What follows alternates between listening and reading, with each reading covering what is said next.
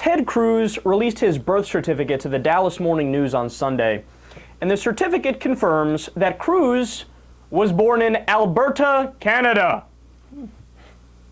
Now, the interesting thing is that all the different news organizations released this article about Cruz's birth certificate, but they framed it as if to suggest, well, hello, of course he can run for president in the United States. He was born in Canada, duh.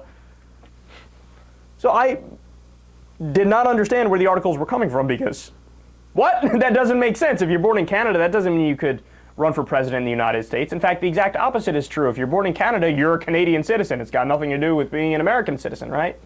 Well, no, as the article explains, with some caveats that I'll come back to in a second, the reality is that his mother is an American citizen, so apparently since his mother is one, he is one as well. But since he was born in Canada, he is also a Canadian citizen, and he maintains dual citizenship for both nations until he formally renounces one or the other.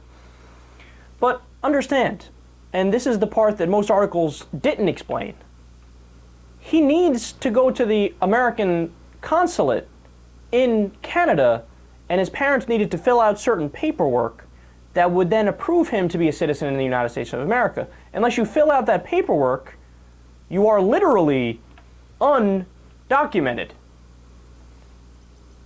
He didn't release that paperwork.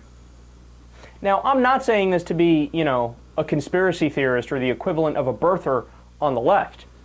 I'm just actually stating the facts. He released his Canadian birth certificate. He did not release the specific forms that he had to get from the United States consulate to then apply for citizenship in the U.S., which they would have approved rather quickly because it's a very rare thing that a United States citizen is born abroad and then they need to claim their citizenship by going to the consulate.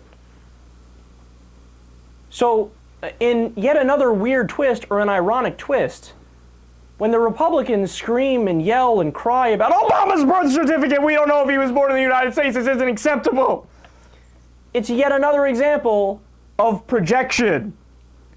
I mean, the hypocrisy from the right has no limits.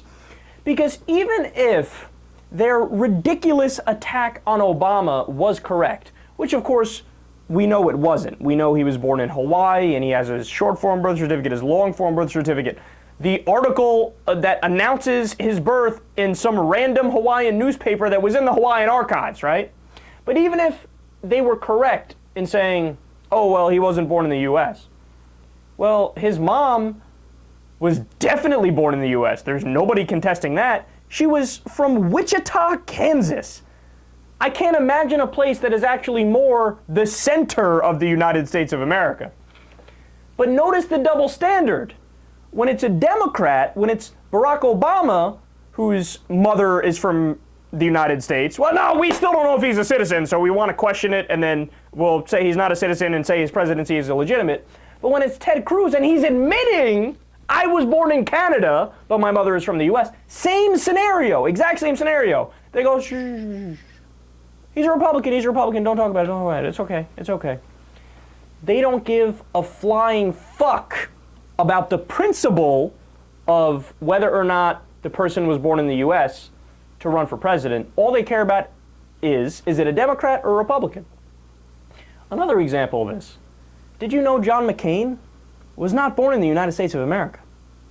John McCain was born on a military base in Panama. So the one person who actually wasn't born on United States soil, on the homeland, in the 2008 election was John McCain. But did they mention anything about John McCain, the birthers? No. He's a Republican, so it doesn't matter if he was born in Panama or Canada or Botswana or on fucking Neptune.